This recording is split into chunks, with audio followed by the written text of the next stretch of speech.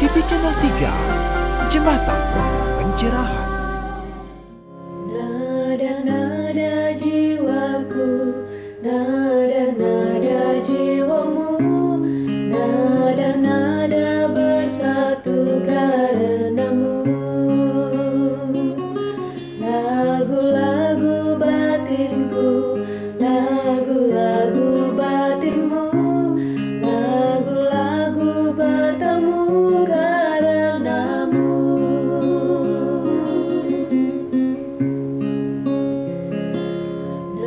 Nada-nada jiwaku, nada-nada jiwamu, nada-nada bersatu karenamu. Pemirsa HiTV, kita jumpa lagi di kanal YouTube HiTV Channel 3. Napi Orti, mogi-mogi stanta becik dalam lingkungan yang ini. Beberapa saat lagi waktu luang Anda akan kami isi dengan tos tayangan on the spot berupa tontonan, berisi tatanan, memberi tuntunan untuk meningkatkan kualitas radar dan bakti kita karena HiTV Channel 3, Jembatan Pencerahan. Senang sekali saya Amel Laksani, saya Widi Puspita akan mengawali HiTV kali ini dengan High Schooling Sekolah Rumah Ibu Dharma, dilanjutkan dengan tayangan menarik lainnya. Selamat menyaksikan. Atma dalam jiwaku, atma dalam jiwamu, pasti akan bersatu karenamu.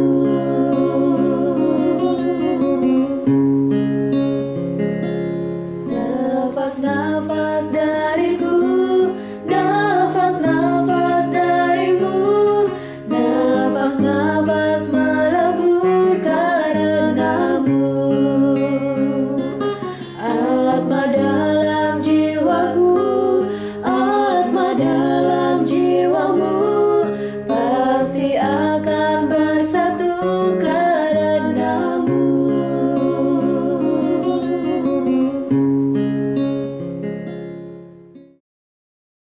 Mirsa, berikut ini program ketiga High Schooling Sekolah Rumah Hindu Dharma. Inilah Loka Karya. Hindu Dharma, hai semua Swindu, para siswa-siswi Hindu. High Schooling namanya, Sekolah Rumah Hindu Dharma. Hai adik-adik Swindu. Hai. Kita jumpa lagi dalam program High Schooling Sekolah Rumah Hindu Dharma. Kali ini bersama saya Putri Sasmita Rani Tika Nanda. dan anak-anak Palisanti. Kita akan mencoba loka karya merangkai sang dwi warna bendera merah putih. Sekalipun agak telat, tapi jiwa dan semangat anak-anak Palisanti tetap merah putih. Karena itu, mari kita saksikan bersama betapa semangat dan serunya mereka dalam merangkai bendera merah putih kesayangan kita. Untuk memberi harapan pendidikan, menjadi siswa-siswi yang berguna. Untuk memberi harapan pendidikan, menjadi siswa-siswi yang utama. Selalu memberi harapan pencerahan, mengejar cita-cita masa depan.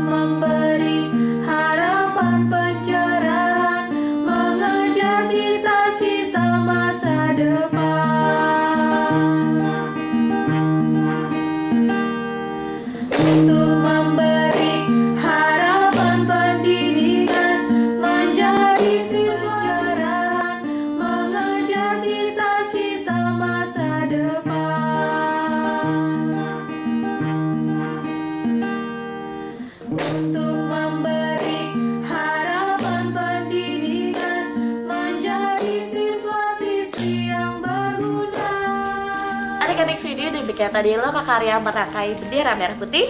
Semoga dapat bermanfaat dan menginspirasi adik-adik Swidi di rumah. Mohon maaf apabila ada yang tak berkenan. Saya Putri Sasmita Rani dan anak-anak Bali Santi mohon pamit undur diri. Salam damai, Channel 3. Merdeka! Terus.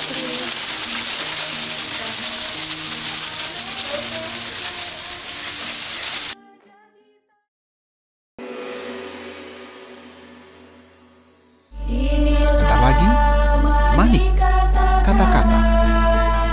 Intisari mutiara kata, jadikan arah kayu. Jangan pernah berpikir bahwa kita harus bertindak karena kita siapa atau harus berbuat apa. Tapi tariklah nafas, pejamkan mata sejenak, tinggalkan logika lalu berkarma apa saja. Sepanjang memberi kemanfaatan dan pencerahan bagi banyak orang. Saya Diah Parisia untuk Hai TV Channel 3, Jembatan Pencerahan.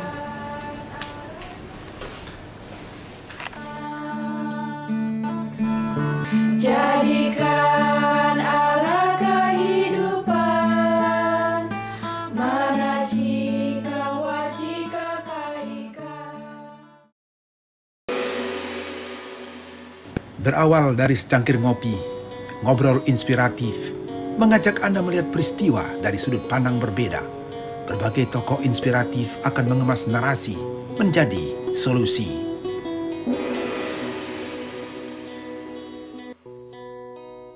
Pemirsa Hai TV Channel 3, kita jumpa kembali dalam program Ngopi, Ngobrol, Inspiratif Bedah Kolom Majalah Wartam. Senang sekali bersama saya Mia Gandewa, kali ini tengah menggenggam Wartam edisi terbaru nomor 90 dengan banner Yatnya Mahardika. Nah, ketika kita membuka setiap halaman majalah Wartam, kita akan menemukan satu tulisan yang terlihat dan terdengar sufi berjudul Serat Keikhlasan. Nah, seperti apa Yatnya Mahardika jika kita hubungkan dengan keikhlasan? Pemirsa, jangan kemana-mana, tunggu pesan-pesan setelah yang satu ini. Didukung oleh Duparani, dupanya Hindu sejati. Pemirsa Hai TV Channel 3 masih di Om Studio bersama kolumnis Wartam Bapak Gede Suwantana. Napi Orti Pak Suwantana. Sehat selalu Pak ya, tetap semangat. Masih dalam suasana bulan kemerdekaan atau HUT RI yang ke-77. Kali ini bersama Pak Suwantana kita akan membedah tulisannya di halaman 22 dan 23 berjudul Serat Keikhlasan. Nah, kata keikhlasan ini tentu identik dan hal yang paling dasar sekali dengan niatnya Pak. Nah, bagaimana Bapak menerangkan tentang judul tulisan Bapak ini, Yatnya Mahardika, sebagai awal pertemuan kita? Ya, serat keikhlasan ya. Iya. Ikhlas itu sebenarnya sangat susah kita diskusikan, tetapi juga meskipun mendiskusikan susah, apalagi kita merealisasikannya luar biasa.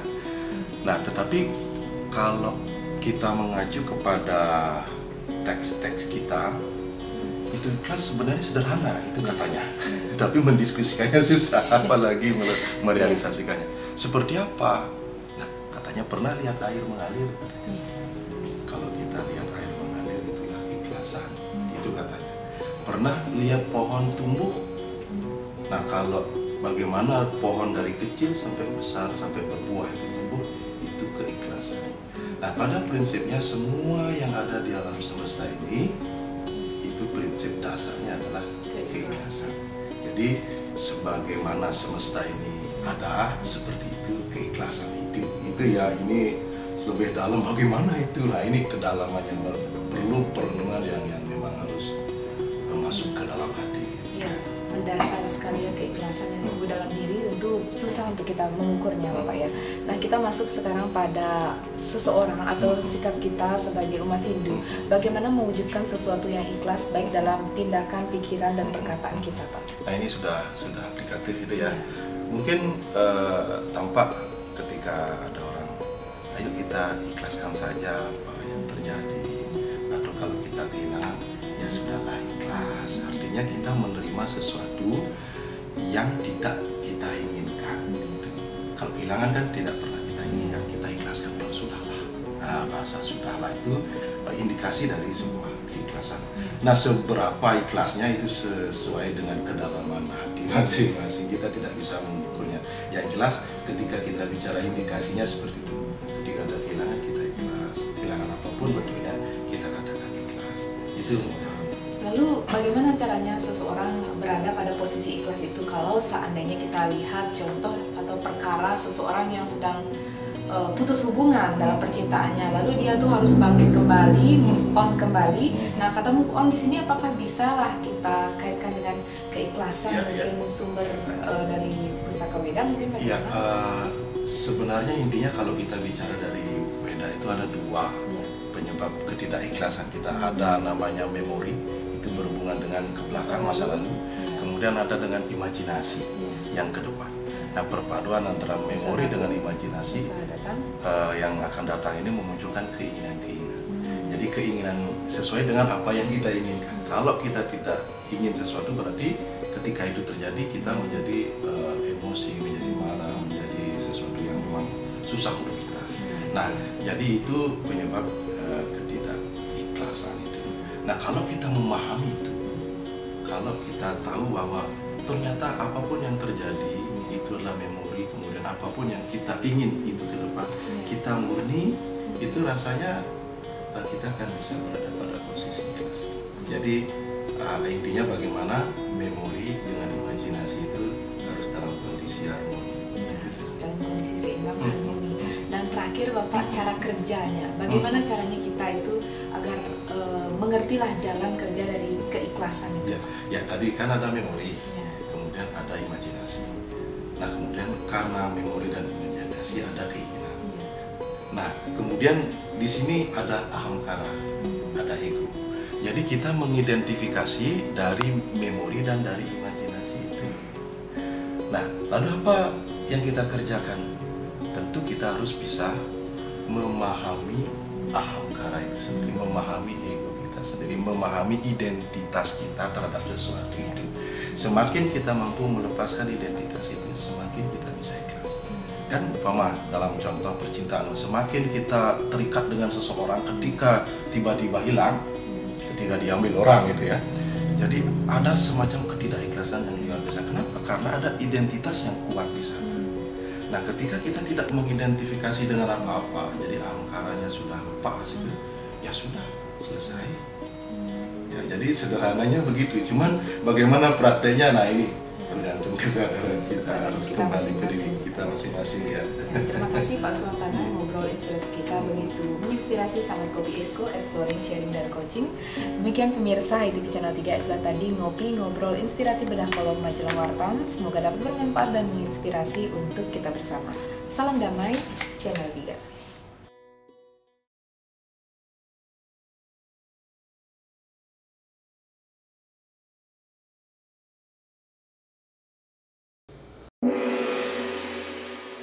Karena kita makhluk pribadi yang tidak bisa hidup sendiri, mari mulai bicara dengan hati agar terlahir takwamasi.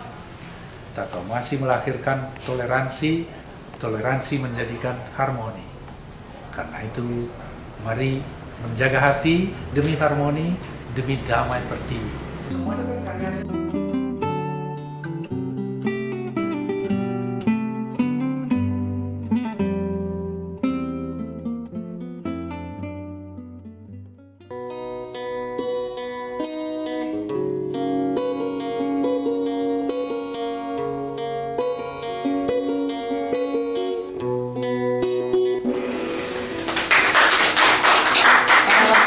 Dan hadirin sekalian, pemirsa HTV, Napi Orti, mogi-mogi stata becik dalam karunia ide Sang Yang Widi, agar kita senantiasa dapat berkarma sesuai dengan tugas dalam acara pada hari ini. Kali ini di Kedai Ngopi Wartam menghadirkan tokoh utama yang bisa kita sebut sebagai Born to PHDI. Dalam berbagai perbincangan dengan Bapak Ketut Puspa Agniana selaku Ketua Selake Sabo Welake PHDI, mantan birokrat senior di Kendari dan sangat fasih menguraikan tentang tugas, fungsi, dan wewenang dari Parisade Hindu Dharma Indonesia. PHDI seperti gadis cantik belakangan ini banyak diperbincangkan. Sesungguhnya hanya karena mereka semua sayang pada PHDI. Tapi kita tidak ingin terjebak pada dikotomi suka atau tidak suka, melainkan hanya ingin memberikan pemahaman jujur tentang idealisme Parisade Hindu Dharma Indonesia. Seperti apa tugas fungsi wewenang lembaga tertinggi umat Hindu? Langsung saja kita sapa Om Swastiastu, Pak Puspa. Om Swastiastu, Napidata, sehat walafiat segala selalu Bapak ya. Selamat datang Bapak di kedai ngopi Wartam bersama para wartamian yang sudah hadir di studio kita. Apa kabar Bapak dari Ketari? Sehat walafiat, penerbangan juga lancar sampai tiba di sini dengan selamat. Mas Negara Bapak, dan yang paling ingin kita dengar pada hari ini kabar PHDI Bapak. Om Swastiastu. Yang pertama-tama, kaping pertama ini terima kasih suksma banget telah diundang oleh HITV untuk berbincang mengenai Parisade. Betul, Bapak yang katakanlah sejak tahun 80-an sudah malang melintang di Parisade, mulai dari kabupaten sampai provinsi, bahkan sekarang sudah 2 periode di Sabah Melaka, kemarin wakil, sekarang menjadi ketua Selaka. Jadi Parisade itu kalau kita lihat dan semeton sudah membaca Kompendium Hukum Hindu atau yang disebut dengan Manawa Dharma Sastra, itu satu-satunya lembaga yang memang harus ada sesuai dengan kitab suci kita itu ya Parisade. Itu tertuang di dalam Adhyaya ke-12 Sloka atau Sutta 110 sampai 114 ya. Di sana ada kata Parisadhyam yang artinya duduk melingkar untuk mencari kebenaran. Oleh karena itu Parisade ini tugasnya adalah memberikan pedoman jalan keluar, petunjuk terhadap hal-hal yang masih ragu gitu. Sehingga sering disebut Parisade ini sebagai lembaga tertinggi umat Hindu gitu ya. Nah, dengan bahasa itu saja kita sudah paham bahwa segala sesuatu hal yang berkaitan dengan tata titik, tata pelaksanaan keagamaan itu pasti ujungnya adalah Parisade yang seperti itu. Mudah-mudahan para semeton umat Hindu juga sudah memahami itu. Hanya persoalannya kan banyak disama, banyak ketentuan yang sudah kita lahirkan belum sampai kepada umat kita ya. Karena keterbatasan majelis juga untuk mensosialisasikan. Kalau kita telisik sebenarnya kehidupan umat Hindu itu pedomannya itu sebagian besar itu ditetapkan oleh majelis gitu. Kalau kita teliti yagnya, upakara itu semuanya ada di samanya ya. Seperti Bisama Diksa Wijati itu ada, Bisama menyayangi kehidupan ada ya. Tinggal sekarang bagaimana ketentuan-ketentuan yang tertuang di dalam bersama itu harus diimplementasikan. Nah ini yang perlu ya. Oleh karena itu sebenarnya majelis ini adalah sinar terang yang menyinari umatnya untuk kemana jalan sebenarnya harus dicapai. Cuman harapan itu nampaknya belum bisa kita wujudkan, dalam arti masih banyak hal-hal yang harus kita selesaikan terlebih dahulu.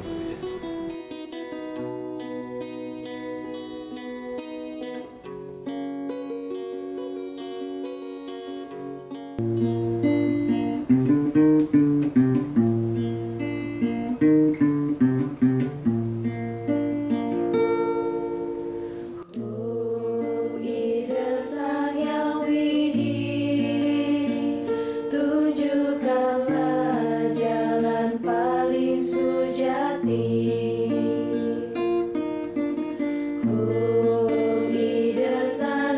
Widi,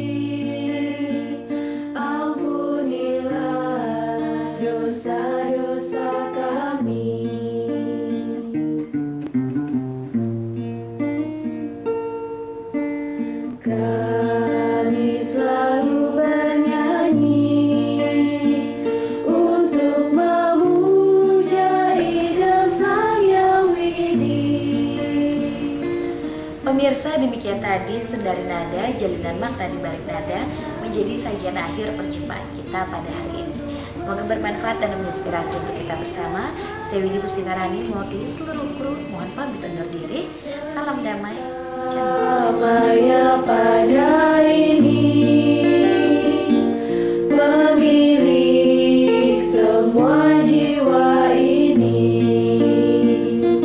hidupkanlah nyanyian jiwa di tengah nata candi raga.